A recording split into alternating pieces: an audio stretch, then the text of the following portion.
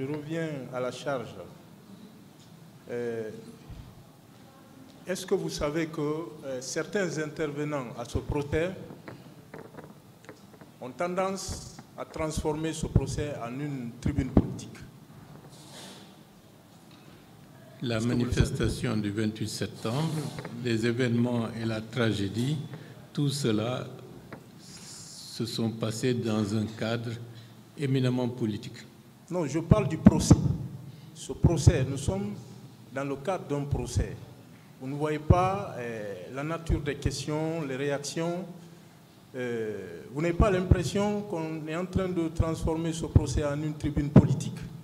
Personnellement, je ne le pense pas parce que les questions qui sont posées relèvent du rôle, de la compréhension des plus hautes fonctions dans un pays.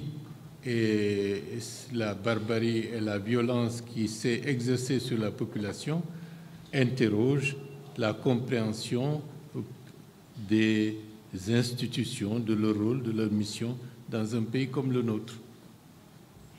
Est-ce que vous savez qu'une partie de la défense a voulu vous faire dire concernant le colonel Tchebro ce que vous n'avez pas observé au stade du 28 septembre? C'est possible. Quand vous dites que c'est possible, vous savez, nous sommes devant un tribunal criminel. Nous sommes dans l'ambiguïté. Quand vous dites que c'est possible, pour vous savez dire quoi? Parce que ce tribunal a besoin d'explications très précises. C'est possible. Je ne peux dire que ce que j'ai vu, ce que j'ai vécu dans le cadre d'un procès pénal. Ce que d'autres ont vécu, d'autres ont subi, c'est à eux de l'expliciter et au tribunal de faire la synthèse globale en faisant la part des zones d'ombre et des zones qui sont explicites. C'est ça le rôle et c'est la raison pour laquelle il y a plusieurs témoins. Mais vous savez que vous n'avez pas le statut de témoin à la barre. Bon, a priori, je suis témoin et partie civile. Si les termes ne sont pas adaptés, vous m'excuserez puisque je ne suis pas juriste. Donc vous êtes partie civile à ce procès. Vous n'avez pas le statut de témoin, à ce que je sache. Peut-être victime, si vous voulez. Voilà. Est-ce que vous savez que le colonel Tchebro a déclaré à cette barre qu'il n'était pas présent lorsque le président Dadis échangeait avec M. Sidi Touré, qui n'était pas présent ce jour? Il a déclaré à cette barre? Je n'ai pas de réponse. Oui, mais quand on vous pose cette question, vous dites que vous confirmez, c'est possible, alors que vous n'aviez aucun élément de ce genre. Je ne comprends pas votre question. Non, on vous a posé la question de savoir est-ce que vous savez que le colonel Moussa Tchebro Camara était présent lorsque le président Dadis échangeait avec Sidi Touré? Le fragment de texte qui a été lu est tiré d'un PV dans le cadre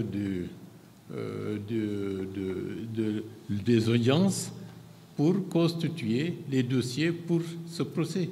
Donc, à moins de dire que c'est faux, je ne peux qu'attester que c'est à la suite, disons, devant le pool des juges, que ça a été déclaré.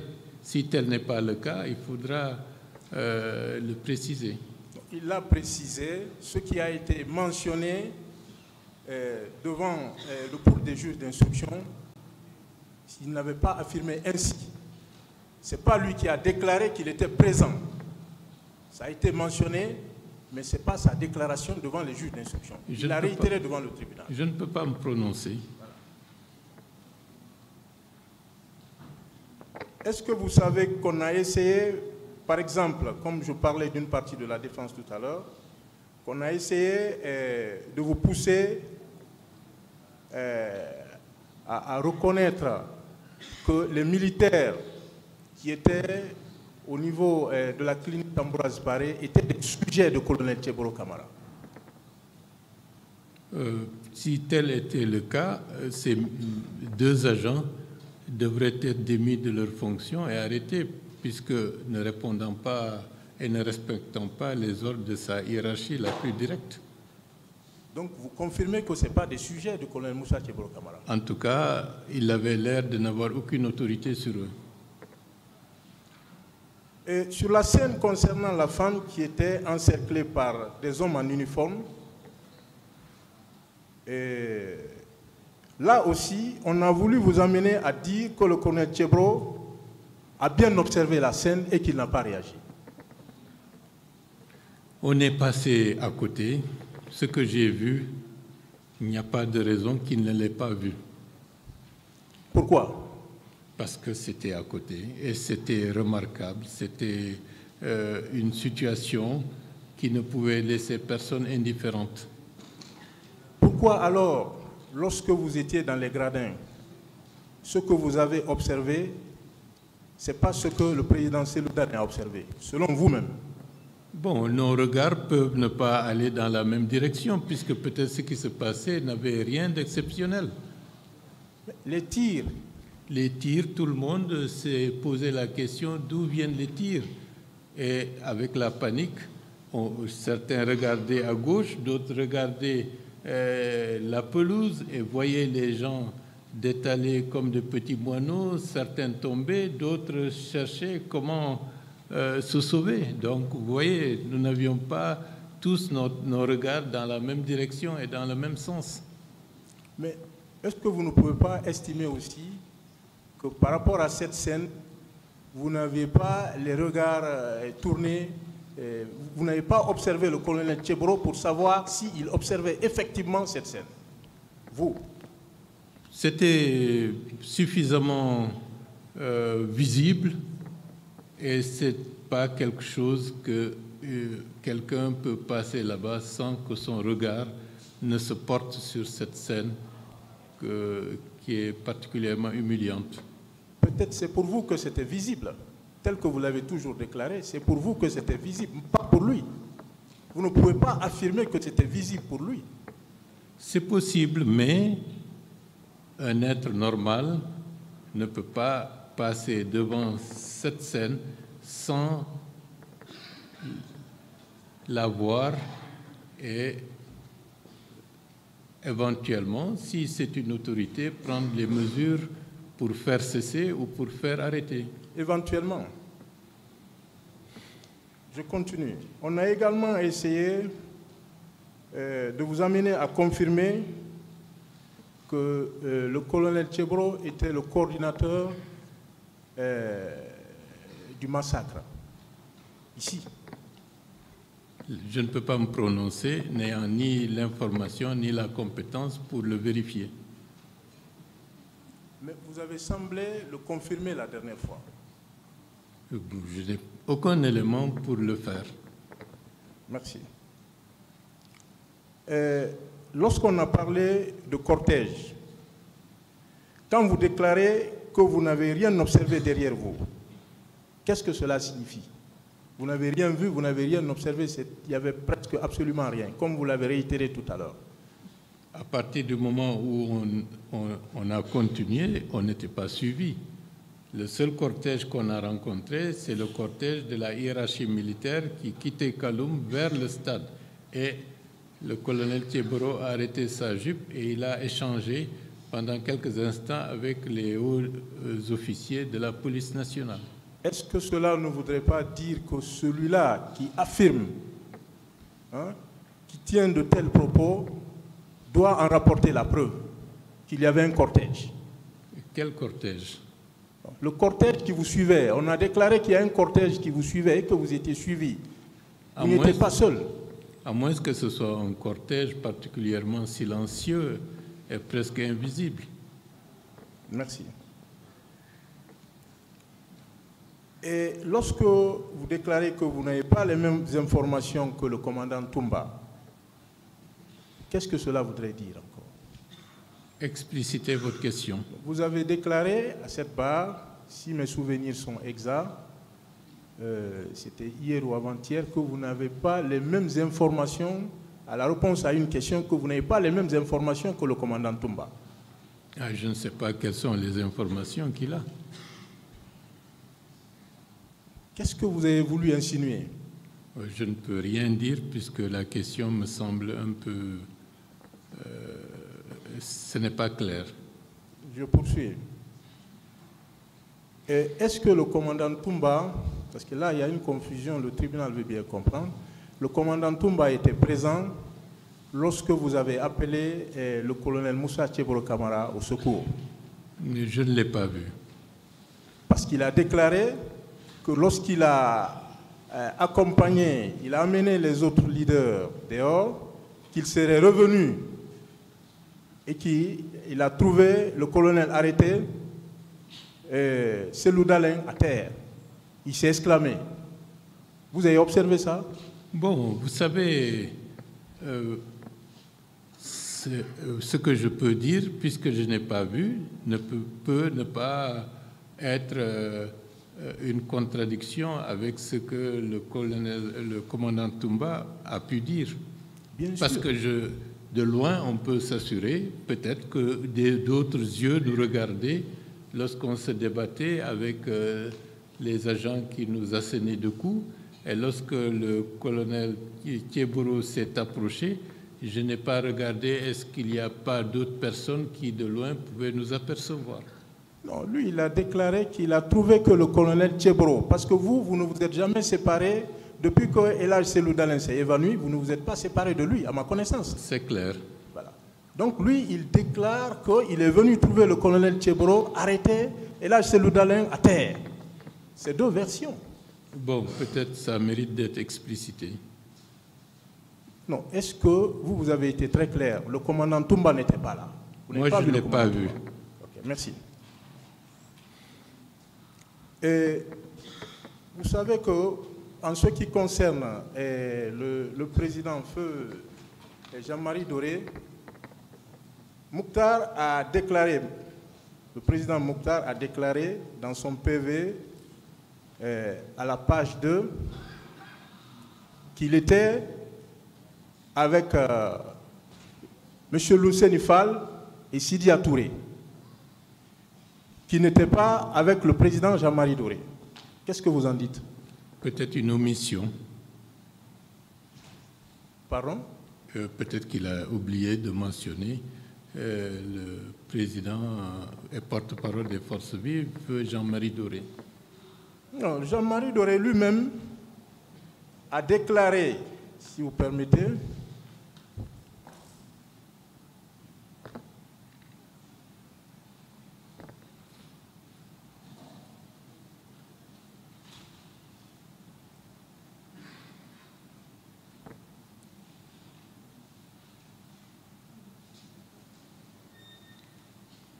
avec la permission du tribunal, ils m'ont fait mettre à genoux et M. Talibé a été conduit vers une autre direction. Un des soldats a dit à Marcel Dilavogui, je lui loge 2 balles dans la tête et on continue.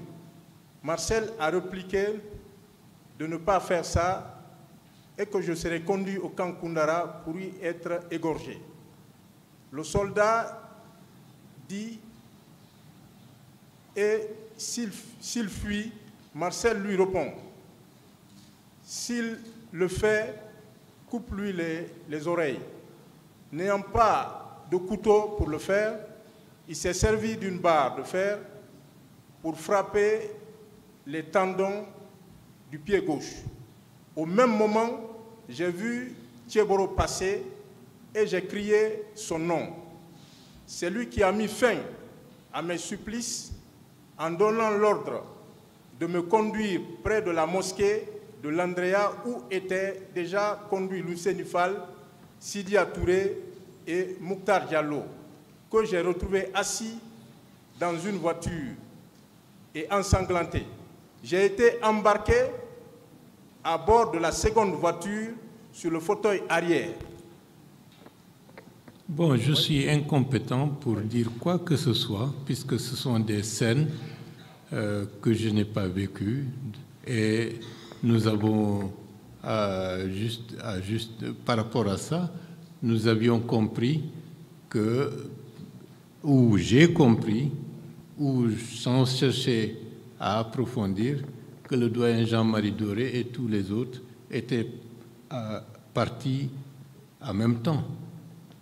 Non, le colonel Toumba, le commandant Toumba a déclaré ici qu'il n'avait qu'un seul véhicule. Donc si les trois sont montés à bord de son véhicule, c'est que le feu Jean-Marie Doré était dans un autre véhicule, qui n'est pas celui de commandant Toumba. C'est dommage, les morts, on ne peut pas les ressusciter. Peut-être qu'il y a des personnes qui peuvent témoigner pour apporter un éclairci par rapport à cet aspect. Vous dites que lorsque vous êtes arrivé à la clinique Ambroise Paré, vous n'avez pas retrouvé les autres leaders là. Je ne les ai pas vus à ce niveau.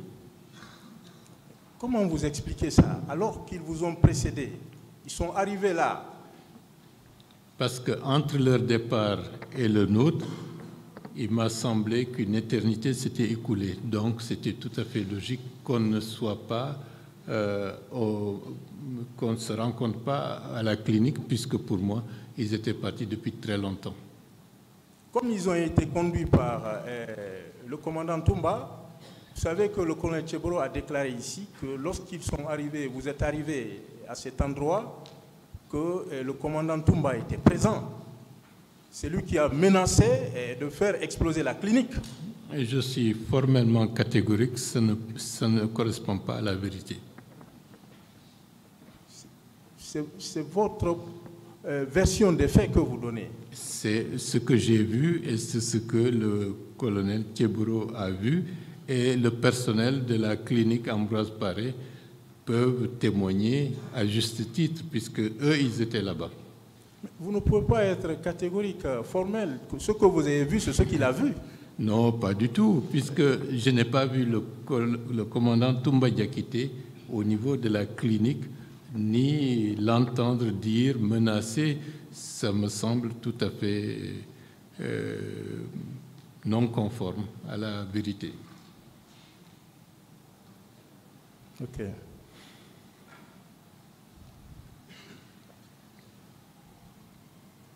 Vous savez, je vous lis ce que lui-même, le commandant Toumba, a dit. Dans son PV à la page 6. Par la suite, j'ai démarré en trompe pour déposer les leaders à Ambroise Paré. C'est là que Tcheboro, il est clair, hein, voilà. C'est là que Tcheboro, Marcel et leur contingent militaire nous ont rejoints. Alors que vous étiez avec le colonel Tcheboro. C'est le commandant Toumba qui parle. Qu'est-ce que vous en dites? Je ne peux pas être affirmatif parce que le moment où le commandant Toumba est parti et le moment où nous avons pu nous extirper de la pelouse et être à l'intérieur de la cour et apercevoir le colonel Tcheboro arriver, l'appréciation du temps... Ce n'est pas à ce niveau, je vous parle de la clinique. Laissez-le finir, mais rien ne me dit qu'entre notre départ et le départ du cortège ou bien de M. Toumba Diakité avec les autres, est-ce qu'il y a eu 10 minutes, 15 minutes, je ne saurais le dire. Mais le temps m'a paru long. C'est une intuition, cela ne veut pas dire que j'ai regardé ma montre pour chronométrer. Je ne parle pas de montre. Le commandant Toumba dit qu'il a vu le colonel Tcheboro à la clinique Ambroise Paré. Et vous n'avez pas vu le commandant Toumba à la clinique Ambroise Paré. C'est là la confusion. Je veux dire qu'avant que le colonel Tcheboro arrive au stade, où est-ce qu'il était? Ça, je ne saurais le dire. Et quel est le temps qui s'est écoulé entre la clinique Ambroise, le stade et le fait de rentrer et de nous trouver à l'intérieur de la cour du stade? Je ne saurais pas le dire de manière explicite, mais peut-être que c'est explicable. Vous avez déclaré qu'à un moment donné, le commandant Toumba a regroupé les leaders. Alors pourquoi il ne s'était pas intéressé à vous, personnellement, au président Cellou Dalein Diallo, qui avait besoin de secours en ce moment-là, alors que les autres n'avaient pas besoin d'un tel secours? Je l'ai dit la dernière fois, mais je le répète, parce que je pense qu'a priori, vaut mieux sauver le plus gros lot et les autres, ceux qui restent, peut-être dans un second temps, voir ce qui est possible. Et implicitement, j'estime également que s'il avait été accompagné par ces éléments, rien ne l'aurait empêché, de manière logique, de dire « prenez en charge ces deux-là et suivez-moi ». Pour vous qui étiez présent, qui est-ce qui avait besoin de secours immédiatement? Dans des situations aussi exceptionnelles, il vaut mieux sauver le plus grand nombre et s'occuper des autres par la suite. Même s'il y a un d'entre eux qui est mourant? Peut-être en s'occupant de nous, ça aurait mis les autres également en danger.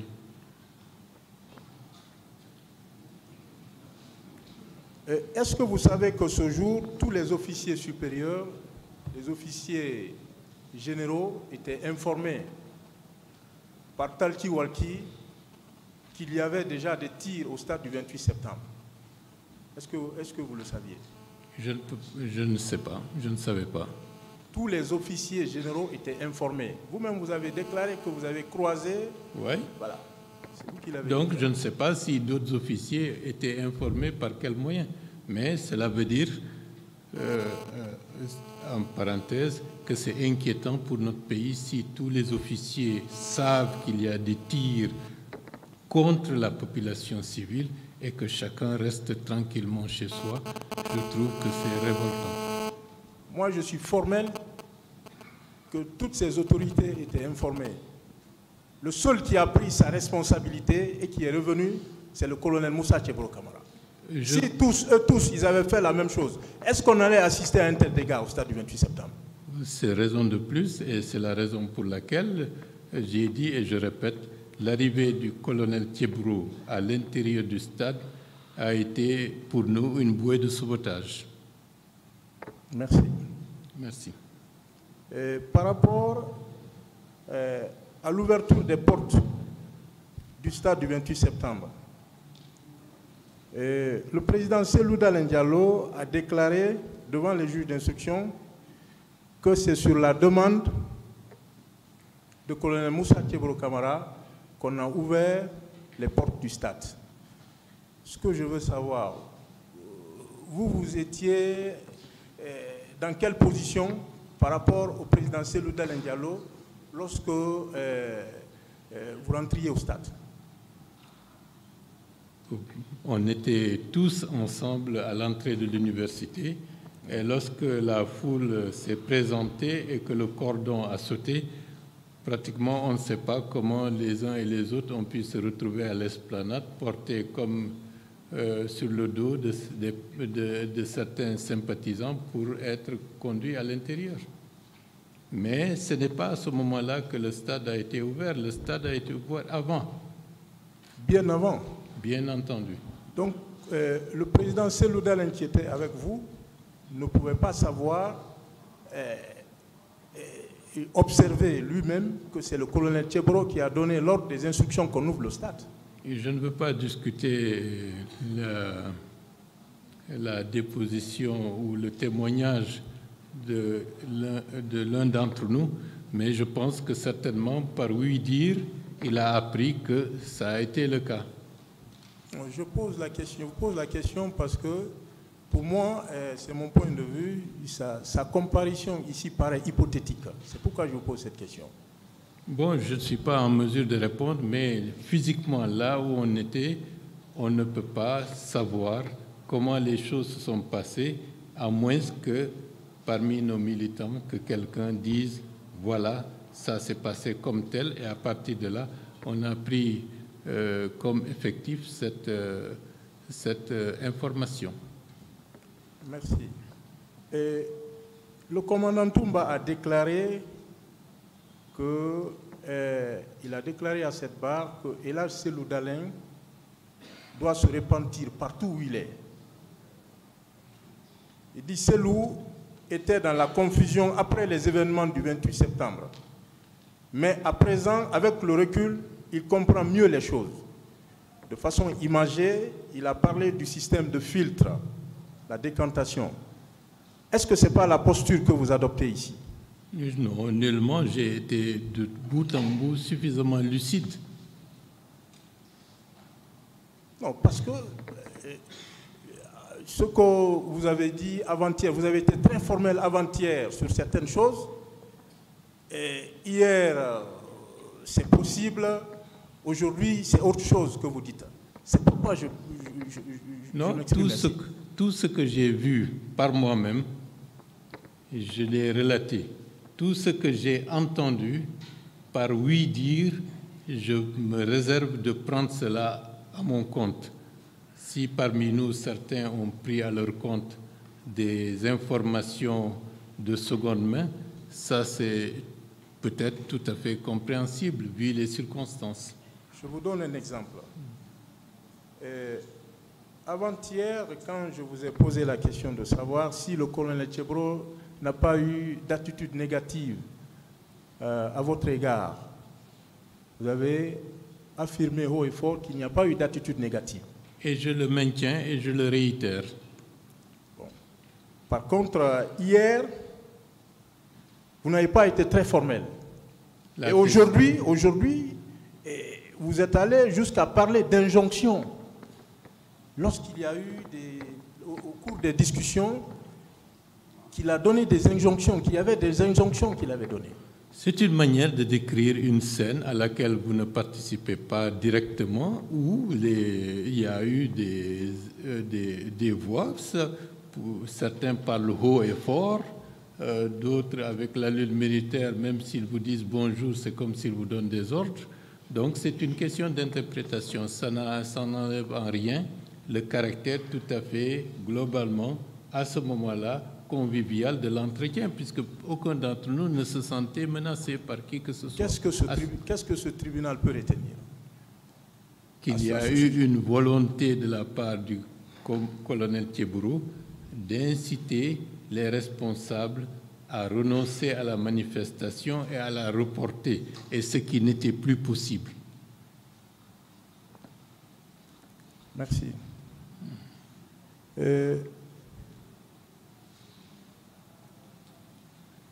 Le fait que le colonel Tchebro ait tenté de vous demander de reporter la manifestation, le meeting, est-ce que cela correspond à un empêchement quelconque? La manifestation avait déjà démarré. Parce qu'hier, on vous a dit que c'était les prémices, parce qu'il vous a empêché. Le mot empêchement, est-ce qu'il a empêché? Qu'il a empêché, qu'il avait tenté d'empêcher la tenue de la manifestation. Et c'est ce qui a constitué les prémices du massacre. Les mots n'ont pas tellement leur importance dans ce que nous sommes en train de décrire. Ici, les mots ont un sens. Empêcher ou demander à renoncer, ou la réalité est restée la même. Il y a eu la manifestation. Non, lui, dans son propos, il a demandé le report ou bien il a tenté d'empêcher la tenue de la manifestation.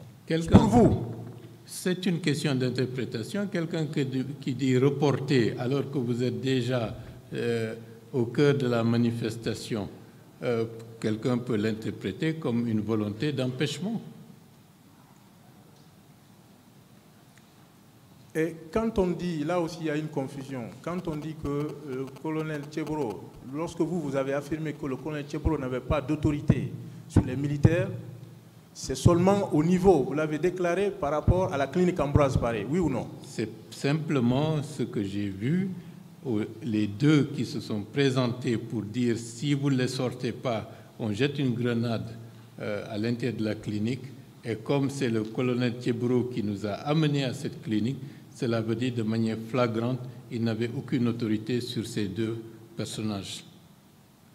Est-ce que vous, personnellement, vous avez une fois assisté à un viol collectif?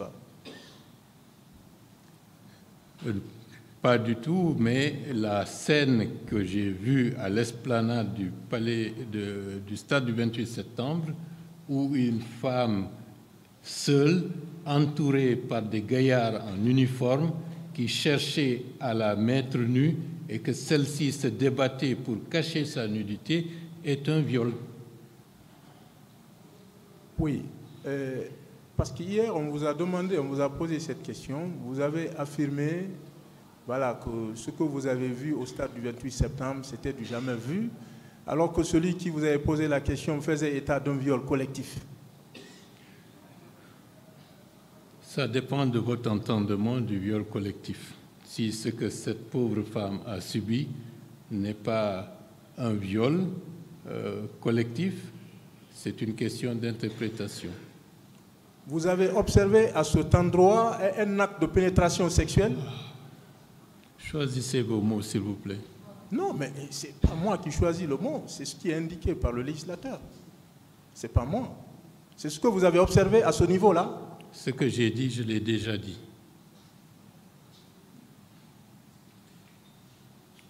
Étiez-vous présent lorsque le colonel Tchebro s'entretenait avec M. Sidi Touré? Comment j'aurais pu l'être? Pardon? C'est impossible. Nous n'habitons pas ensemble. Non, au stade du 28 septembre. Parce que des questions ont été posées au stade du 28 septembre. Lorsqu'il y a eu ces conversations, nous étions tous en ligne et il était face à tout ce monde, le colonel Tchebro. Donc la conversation n'était pas privée, elle s'adressait à tout le monde. Ceux qui voulaient prendre la parole la prenaient. Personnellement, je n'ai pas cherché à prendre la parole. Est-ce qu'il a menacé quelqu'un devant vous? Vous l'avez entendu menacer quelqu'un à cet endroit? Dans les circonstances de ce moment-là, je n'avais pas une attention particulièrement sur les échanges des conversations. Donc peut-être il se pourrait qu'il y ait eu des écarts de langage, mais ça n'a pas tellement d'importance à mon niveau. Lorsqu'on a lu le PV de Mathurin hier, le général Mathurin hier, on a indiqué que Mathurin a dit qu'il a appris que telle et telle personne était impliquée dans le massacre au stade du 28 septembre. Vous avez affirmé que vous croyez, je ne sais pas ce que vous avez voulu dire, parce que Mathurin a dit qu'il a appris. Et vous avez confirmé. Moi, je vous dis ce que j'ai vu.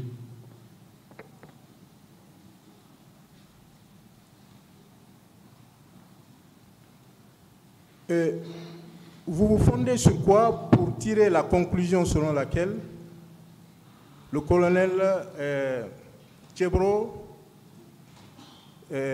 n'était pas qu'avec son garde du corps? N'était pas? Il n'était pas seul, il était avec d'autres policiers ou gendarmes. Il n'était pas qu'avec son garde du corps, parce que le colonel a affirmé ici qu'il était avec son garde du corps seulement. Vous avez affirmé qu'il y avait d'autres personnes en plus de... De la même manière que lorsque le commandant Toumba est rentré au stade et qu'à mes yeux, suivant les instructions qu'il donnait, il apparaissait être le chef, de la même manière, lorsque je vois des gendarmes qui portent l'uniforme et qu'autour le colonel Tchebro est présent, pour moi, c'est lui le chef. Mais vous savez que la CMIS ne relevait pas de colonel Tchebro. Je distingue les uniformes.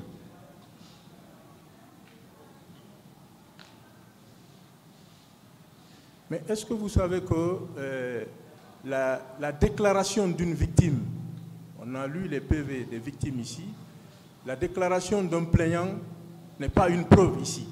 Est-ce que vous le saviez? Je ne suis pas homme de droit.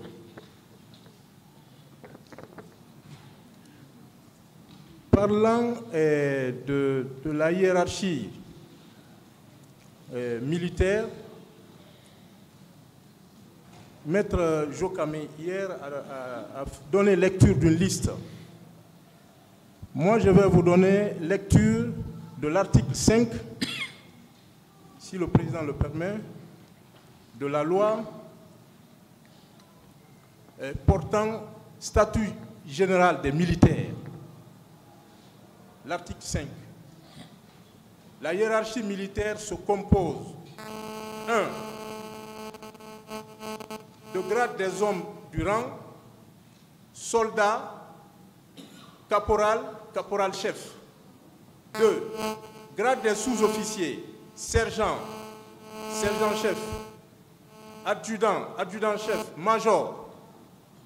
Grade des officiers, aspirant, sous-lieutenant, lieutenant, capitaine, commandant, lieutenant-colonel, colonel. Grade des officiers généraux, général de brigade, général de division, général de corps d'armée, général d'armée. Quand vous parlez de commandement en chef, est-ce qu'on a fait état du chef de l'État ici? Je n'ai pas de réponse. Ça, c'est la loi, c'est la loi. C'est la loi qui s'applique en la matière. Je pense que le statut du commandant en chef des forces armées relève d'un autre statut et qui est au-dessus de toutes les autres hiérarchies telles que vous le dites, parce qu'un civil peut être le commandant en chef des forces armées.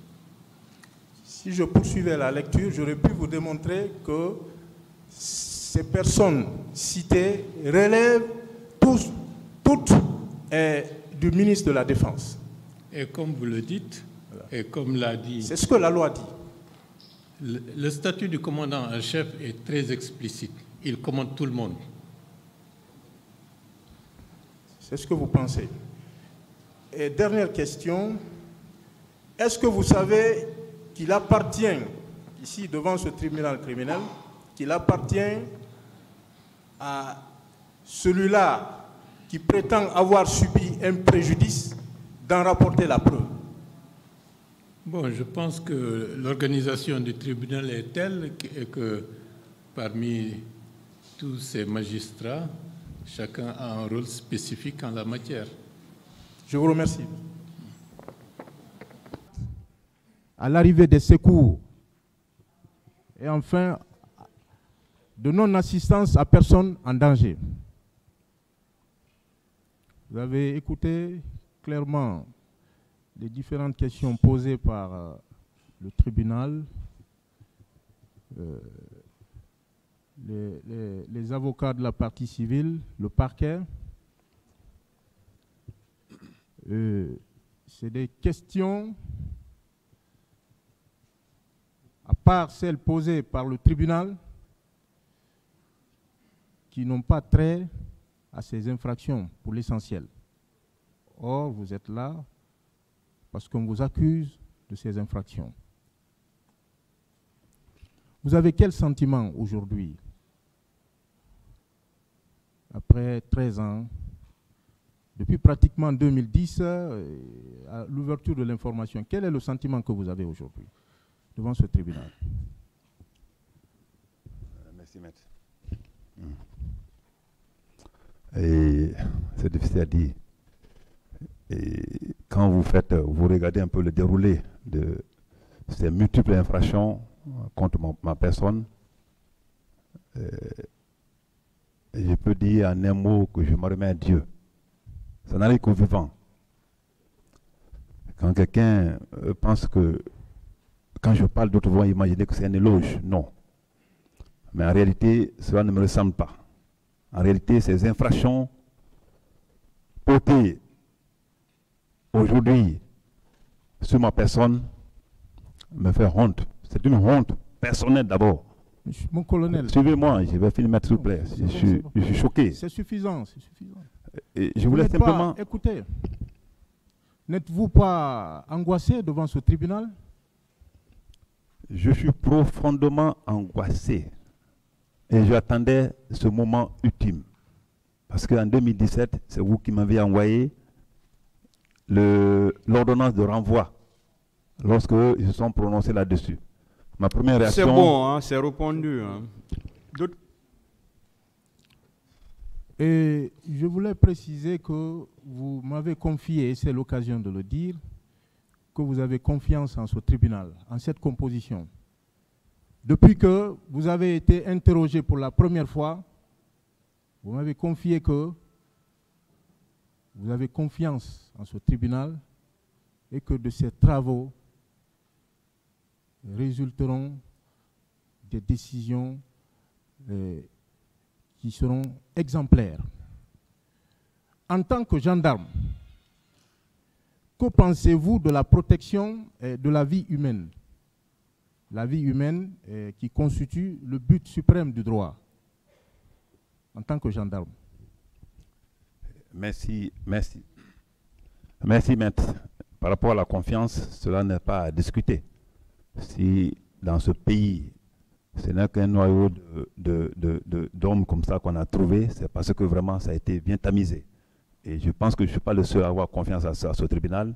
Et je crois que le droit sera dit ici pour qu'enfin chacun soit situé sur son sort. Alors, par rapport à la vie humaine, moi je pense qu'aucun droit du monde ne prévoit qu'une personne peut ôter la vie à autrui.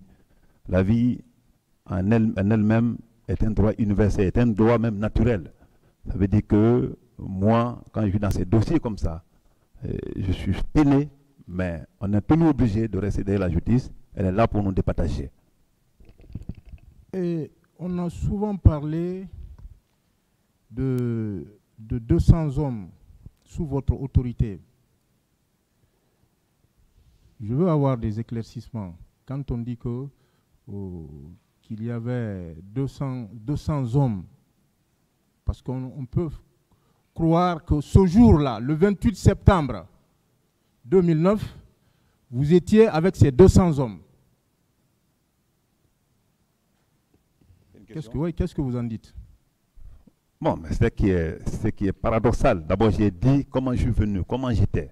Et j'ai expliqué que la patrouille était nocturne et diurne. Ceux qui sortent le matin ne peuvent pas sortir le soir. Et les 200 personnes, ça, c'est y compris toute l'administration, y compris tout le monde. C'était un service créé pour les circonstances données. On ne pouvait pas envoyer 200, 300 personnes là-bas, comme opérationnel. Ce n'est pas possible. Donc, je vous dis que ce jour-là, j'étais avec mon garde de corps, mon chauffeur, et surtout, je précise qu'il y avait des services, il y avait des patrouilles. Donc, pratiquement, même 20 ou 30 personnes ne peuvent pas sortir par jour. Ce n'est pas possible. Parce qu'il faut des gens qui travaillent, il faut la corvée et tout. Il faut le piquet. Il y a tout ça là, dans la composition d'un service opérationnel, il y a tout ça qui compose. On ne peut pas rentrer dans tout ça. Et moins tout ça, l'effectif qui reste, comme ça peut être 200 personnes, ou même 20 ou 30 personnes au stade. C'est bon. Pour la patrouille. Et au stade, ce jour-là, vos agents, les agents de votre service qui étaient là, étaient sous le contrôle de qui? J'ai dit qu'il y avait la patrouille, et la patrouille était composée, c'est-à-dire c'est essentiellement le colonel Farima qui planifiait la patrouille.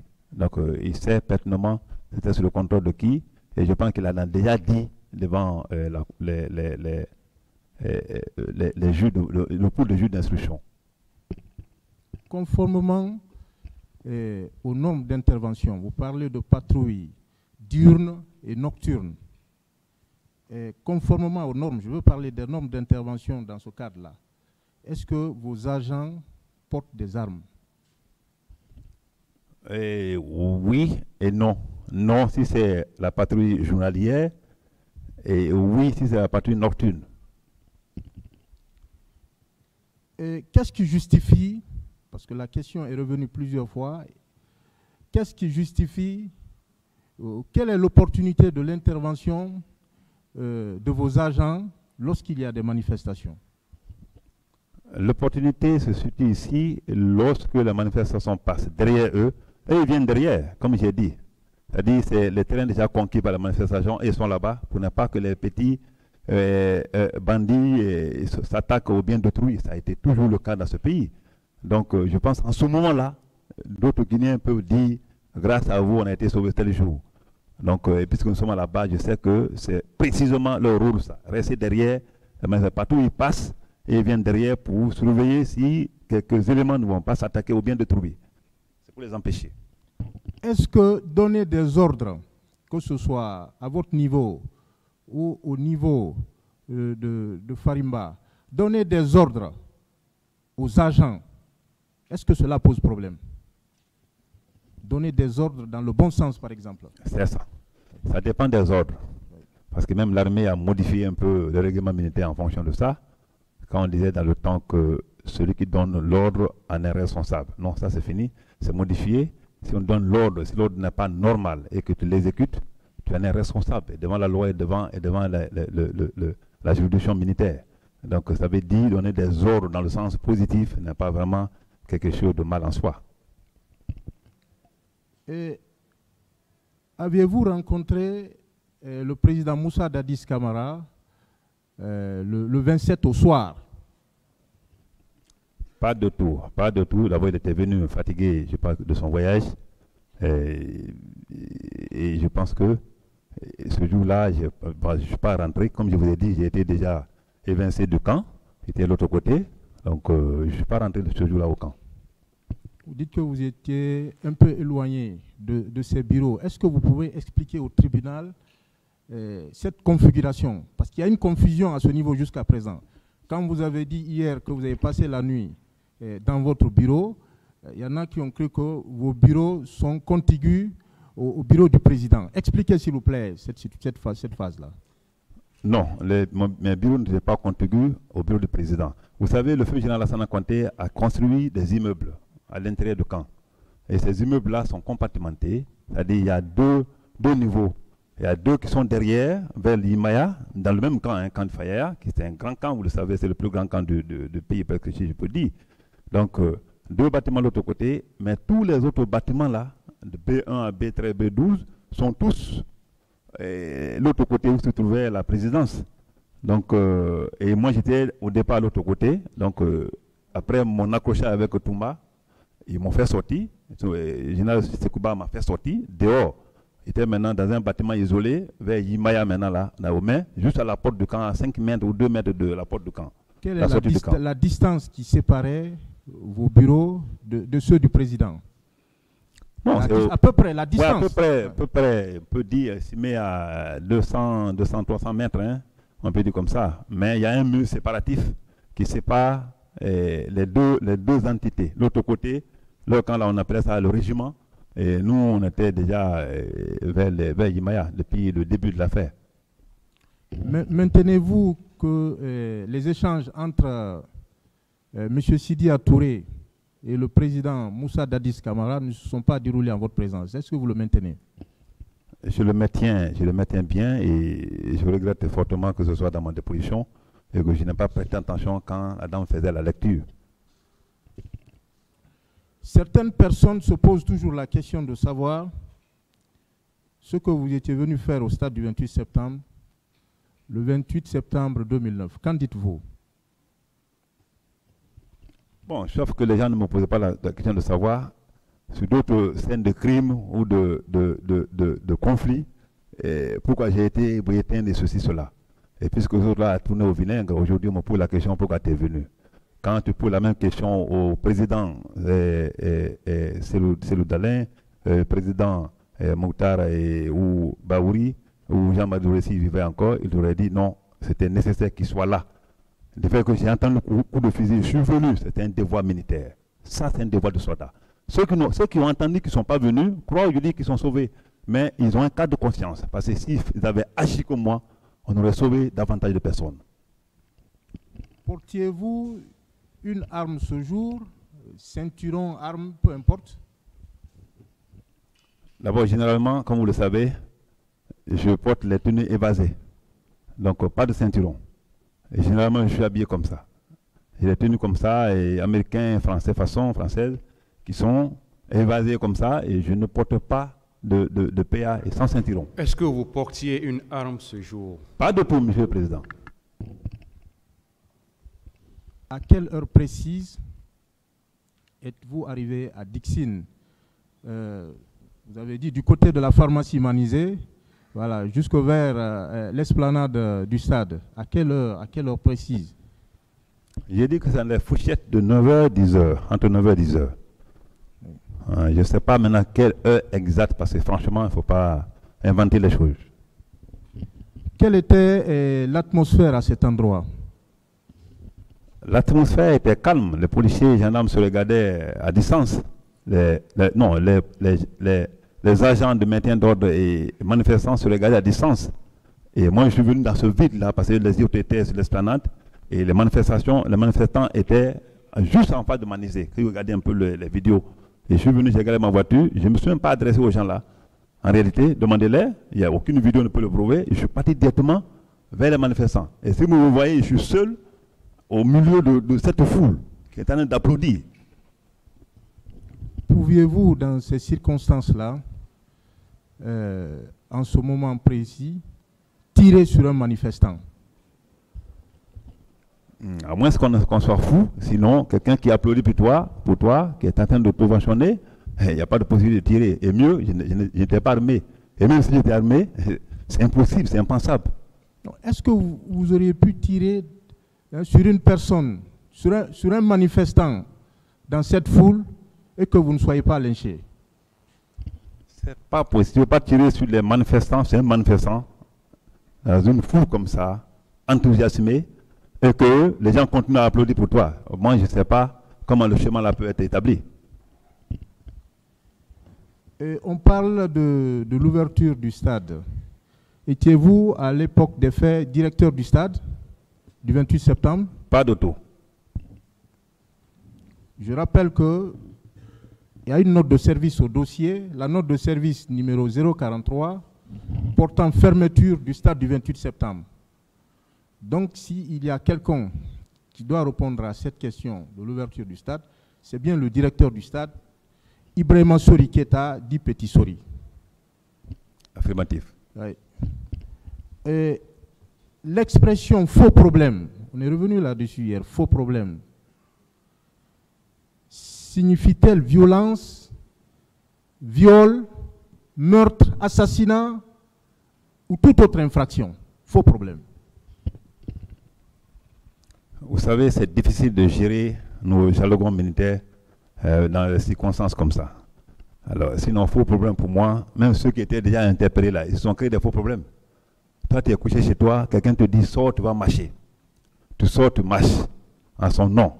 Il n'a aucune autre emprise sur toi. Il a dit seulement sors, tu vas marcher. Pour quel motif, je ne sais pas. Pour quel intérêt, je ne sais pas. Alors, pour moi, c'est un faux problème. Parce qu'on vient t'interpeller dans ça, ne serait même que de prendre les gaz là, c'est déjà des problèmes. Et on vient t'interpeller dans ça, on te met dans des pick-up, et généralement on t'envoie. Ou généralement tu es là, tu es privé de ta liberté pendant que tu es assis. En ce moment-là, lorsque vous avez dit faux problème, ouais. Est-ce que vous avez pensé au meurtre? Pas de tout. Et ce que j'ai dit, la pensée qui m'est venue dans la tête, c'est que je vous dis comme ça. Pas de tout. Et je pense que c'est pas ça. Mon colonel, que répondez-vous à la polémique autour de votre propos, quand certains ont dénaturé votre propos au stade ou devant le stade? Certains disent que vous avez affirmé vous voulez accéder au stade, allez-y, mais les conséquences, vous allez en tirer. Attendez, je n'ai pas fini.